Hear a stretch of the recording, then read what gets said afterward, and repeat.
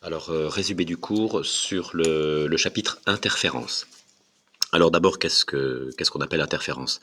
Eh bien, c'est un phénomène ondulatoire. Donc, il faut au moins deux ondes, hein, qui viennent de deux sources, voilà, S1, S2. Alors, ces ondes, ça peut être des ondes mécaniques, hein, des vagues sur l'eau ou des sons, ou ça peut être des ondes lumineuses. Voilà, j'ai représenté ça comme ça. Donc, une source S1 qui émet euh, une onde et une source S2 qui émet une onde, et on voit que ces ondes se croisent. Et dans ce croisement, hein, dans cette zone, eh bien, on dit que les ondes interfèrent, et dans un point de cette zone, le point que l'on étudie peut il y a deux états extrêmes, on va dire.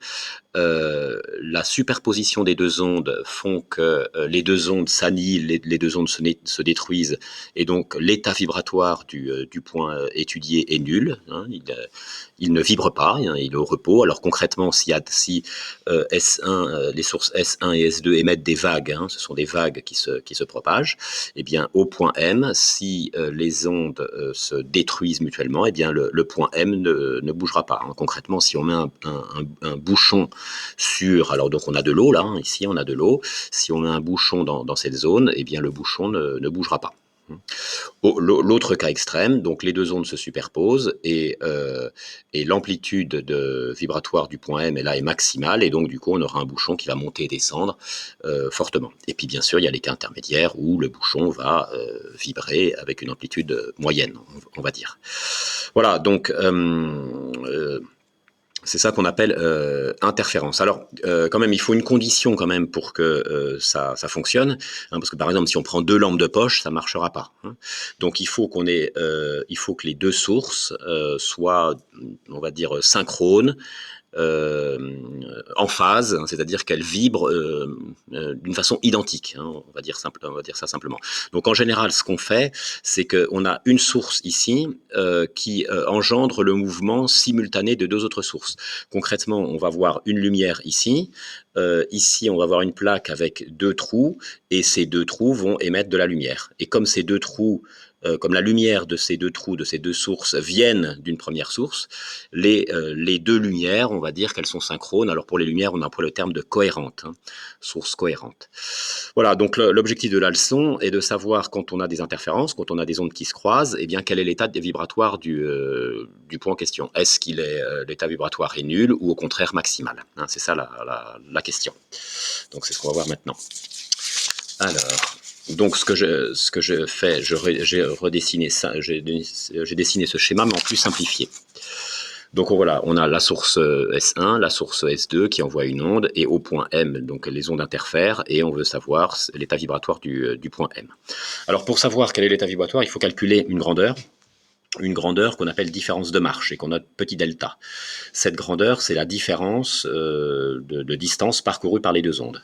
Donc cette grandeur, donc l'onde 2 parcourt cette distance-là, l'onde 1 parcourt cette distance-là.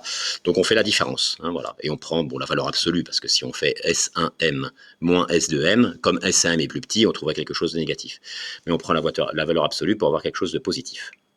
Alors, petite remarque, si la situation représente deux sources lumineuses dans l'eau, eh bien, la différence de marche s'exprimera là avec l'indice de réfraction. Ça s'exprimera comme ça. Delta est égal à NO fois la différence de parcours. Mais ça, on vous le donnera. Hein, ça, c'est pas à savoir. Hein.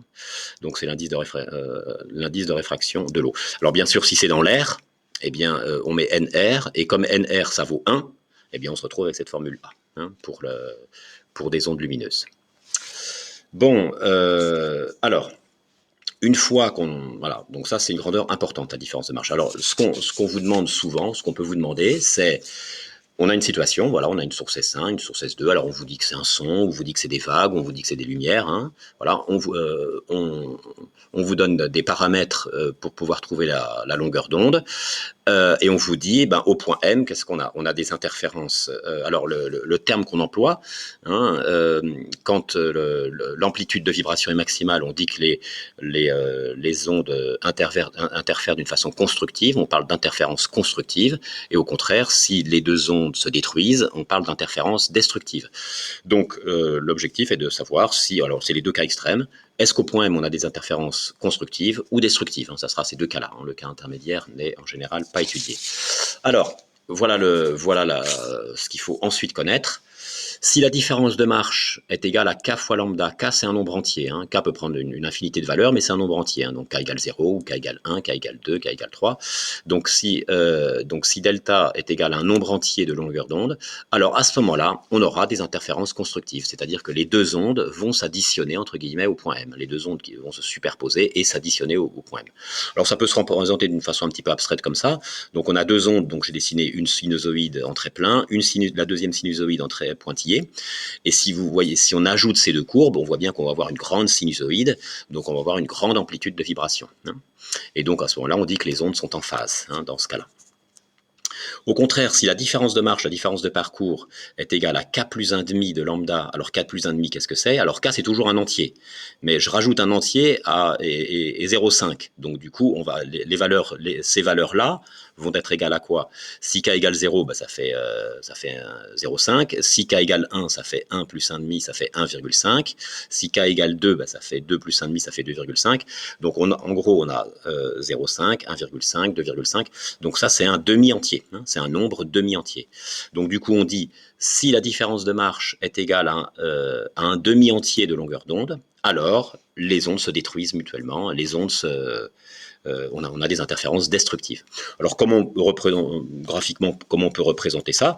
Eh bien, on fait, alors j'ai représenté deux ondes, une onde en trait plein, la deuxième onde qui vient se surposer en pointillé, et là on dit que les ondes sont en opposition de phase.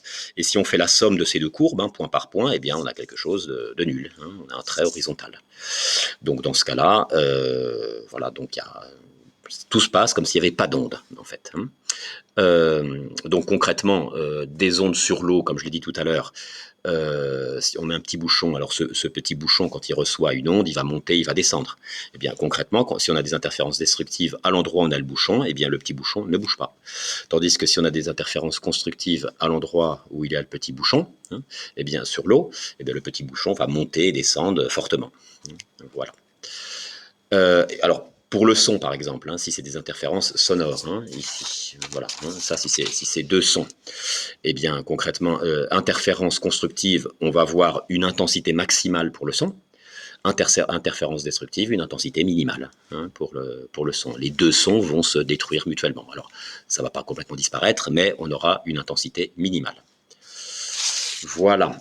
Alors, donc ça, c'est les conditions, voilà, pour savoir si on a des interférences constructives ou destructives. Alors maintenant, les exercices, souvent, c'est ça. Donc, on a cette situation-là, voilà, et on vous dit ici, est-ce qu'il va y avoir des interférences constructives ou destructives? Et on vous donne certains paramètres. Voilà, c'est ce que j'ai marqué. Présence d'interférences constructives ou d'interférences destructives en un point M quelconque du milieu de propagation. Donc si vous avez ce genre de questions, il y a deux étapes. La première étape, il faut calculer le rapport delta sur lambda. Et donc là, vous voyez. Alors pourquoi il faut calculer le rapport delta sur lambda? Je reviens à cette feuille. J'isole delta sur lambda, donc le lambda je descends, donc ça fait delta sur lambda est égal à k dans ce cas-là, donc delta sur lambda dans ce cas-là c'est égal à un nombre entier. Ici pareil, j'écris delta sur lambda dans ce cas-là c'est égal à un nombre demi-entier. Donc il y a deux cas possibles, quand on calcule le rapport delta sur lambda, il y a deux cas possibles, soit on trouve un nombre entier, soit on trouve un nombre demi-entier dans les exercices. Donc du coup, c'est ce qu'il faut faire. Il faut calculer le rapport delta sur lambda. Voilà. Si vous trouvez un nombre entier, on écrit, on observe des interférences constructives. Et si on trouve un demi-entier, eh bien, on observe des interférences destructives. Alors, il va de soi que si vous trouvez, mettons, un demi-entier, mettons 5,48, voilà, c'est expérimental, il va de soi que là, on a un demi-entier, on a 5,5. Si vous trouvez, mettons, 1,98, il va de soi, comme c'est expérimental, que le nombre entier correspondant, c'est 2. D'accord? Voilà. Bon, voilà, donc ça, la notion 2. La notion 3, l'interfrange. Alors, il faut savoir définir ce qu'est l'interfrange. Alors, on a donc l'interfrange I, cette grandeur, quand on est en présence d'interférences lumineuses. Hein, quand on a des interférences lumineuses, donc on voit sur l'écran une succession de franges brillantes et de franges sombres. Hein. Franges brillantes, franges sombres. Eh bien, l'interfrange, il faut le savoir, cette définition, c'est la distance qui sépare le centre de deux franges brillantes, ou, ce qui est équivalent, la distance qui sépare le centre de deux franges sombres. Hein, c'est ce que j'ai écrit ici. Hein. Distance séparant deux franges brillantes, consécutives, hein, bien sûr, hein, consécutives, hein, je souligne. Voilà. Ou deux franges sombres consécutives. Voilà, ça c'est la définition à savoir. Alors qu'est-ce qu'on peut vous demander sur l'interfrange? Eh bien, on peut vous demander, voilà, on vous donne une figure d'interférence lumineuse et on vous dit de déterminer, de mesurer précisément l'interfrange. Alors j'ai fait un exemple un petit peu compliqué exprès, cet exemple-là. Alors la figure d'interférence, on peut la voir aussi de cette façon-là. Alors comment on fait? Sur l'écran, on met des photodiodes. Hein, on tapisse l'écran de photodiodes, ici, de microscopique. Et quand la photodiode reçoit de la lumière, sa tension est très élevée. Donc c'est-à-dire quand on a des interférences constructives. Quand la photodiode ne reçoit pas de lumière, c'est-à-dire quand on a des interférences destructives, la tension est minimale, hein, la tension de la photodiode. Et donc tout ça, c'est relié à un ordinateur, et l'ordinateur trace la courbe tension, donc du coup intensité lumineuse, en fonction de la position de la photodiode. Et on observe ça.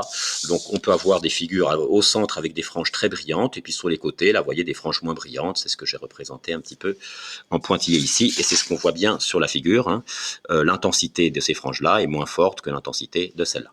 Et quand vous avez ce genre de figure, on peut vous demander de déterminer précisément l'interfrange à partir des informations qu'on vous donne.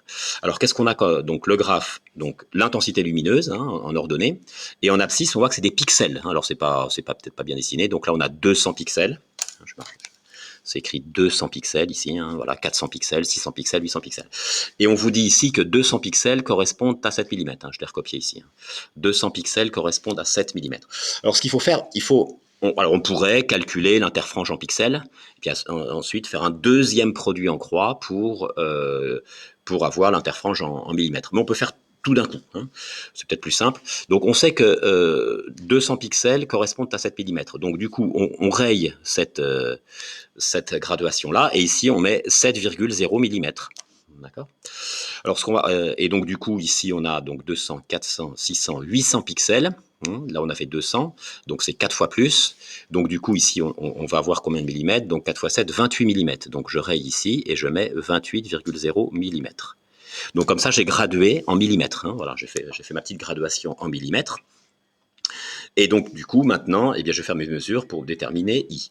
Alors, je vais mesurer, bien sûr, alors il faut mesurer des distances les plus grandes possibles en centimètres pour avoir une incertitude la plus petite, hein, une meilleure précision. Donc, je ne vais pas mesurer une interfrange, hein, je vais mesurer plusieurs interfranges. Alors, je ne vais pas me placer ici, hein, voilà, je vais me placer au centre des franges parce que là, c'est pas très précis, hein, on ne sait pas trop où se mettre. La première que je vais prendre, c'est ici, là. Voilà. Et la dernière, pas ici parce que c'est pas très précis, je vais mettre ici. Voilà, comme ça. Donc je mesure. Voilà, donc j'ai trouvé 6. Hein, 6,0 cm. Hein.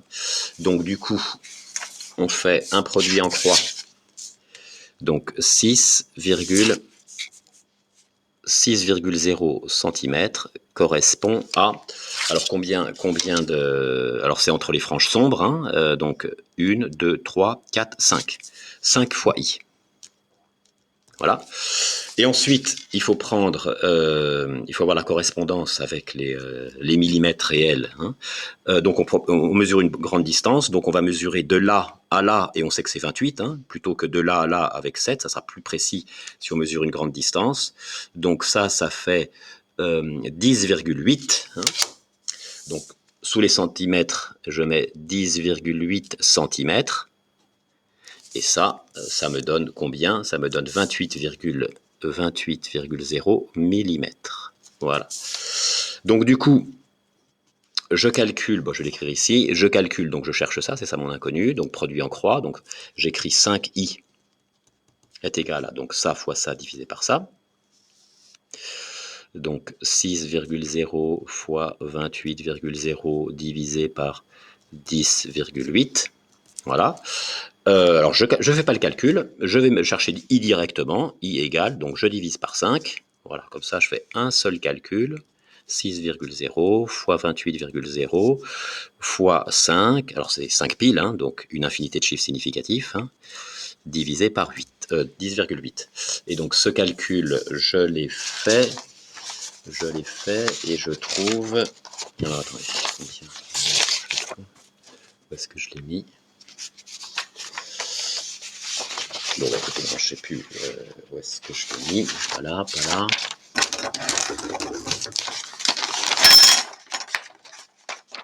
Voilà, c'est là. Donc je trouve 3,1 mm. Voilà, alors combien de chiffres significatifs? Voilà, à cause de celui-là, voilà, hein, à cause de celui-là, eh bien on est obligé de mettre deux chiffres significatifs. Hein. 3,1 mm. Voilà, voilà, un seul calcul, comme ça c'est précis. Alors voilà, ça on peut vous demander ça.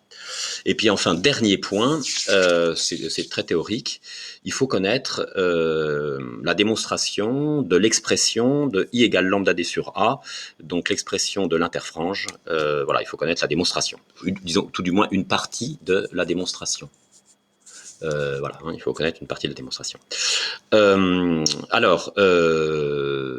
Alors voilà, ça c'est les données, hein, vous aurez ça comme données. La distance A entre les deux sources, la distance entre les sources et l'écran.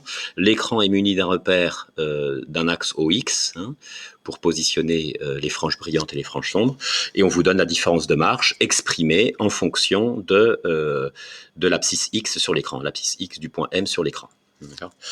Voilà, c'est tout. Alors là, il faut se débrouiller. Il faut établir ça. Bon, alors, on connaît la définition de l'interfrange, c'est la distance qui sépare deux franges brillantes consécutives ou deux franges sombres consécutives. Donc je vais prendre deux franges brillantes. Donc dans ce cas-là, si j'ai des franges brillantes, la différence de marche, c'est égal à, donc frange brillante, quoi, oui, frange brillante, on va mettre, frange brillante. Donc ça implique interférence constructive. Interférence constructive. Donc, delta est égal à k fois lambda. Donc du coup, je vais mettre ici, hein, donc, k fois lambda est égal à ax sur d. Voilà. Alors, je vais exprimer maintenant toutes les abscisses sur l'écran où j'aurai des franges brillantes. Donc x égale, donc j'isole x, donc ce qui fait k fois lambda fois d sur a. Voilà, donc là j'ai toutes les abscisses pour lesquelles j'ai, je vais mettre ça comme ça. Voilà. Voilà, donc je calcule quelques abscisses. Alors, je vais prendre x égale 0, donc je vais noter ça x0, donc ça fait 0, hein, 0 fois tout ça, ça fait 0. Je prends, donc c'est-à-dire que k égale 0, hein, dans ce cas-là. Après, je vais prendre k égale 1, donc j'écris ça k1, donc ça fait lambda d sur a. Donc ça, entre parenthèses, k égale 1. x2, bah, ça fait 2 lambda d sur a. K égale 2. Voilà, et je sais que I c'est sur les, donc c'est la distance qui sépare deux franges brillantes. Hein. Mettons, j'ai une frange brillante ici, une autre ici, j'ai I. Donc c'est une différence d'abscisse, hein, donc qui se suivent. Donc du coup, I, bah, je peux dire que c'est égal à x2 hein, consécutif, hein, x2 moins x1, hein, x2 moins x1. Donc si je fais ça moins ça, eh bien je trouve la formule I égale lambda d sur A qu'on a vu. Mais j'aurais pu faire aussi I égale x1 moins x0, hein, c'est pareil. x1 moins x0, donc ça moins 0, ça fait lambda d sur A. Donc voilà une partie de la démonstration de cette formule. Et enfin, ce qu'il faut savoir, eh bien, c'est savoir manipuler cette formule. Hein. C'est-à-dire qu'on vous donne I, on vous donne A, on vous donne D, il faut calculer lambda. Et donc, bien sûr, tout ça, c'est des mètres. Hein. Mètres, mètres, mètres, mètres. Voilà, eh bien, voilà, c'est fini. Hein. La vidéo est finie.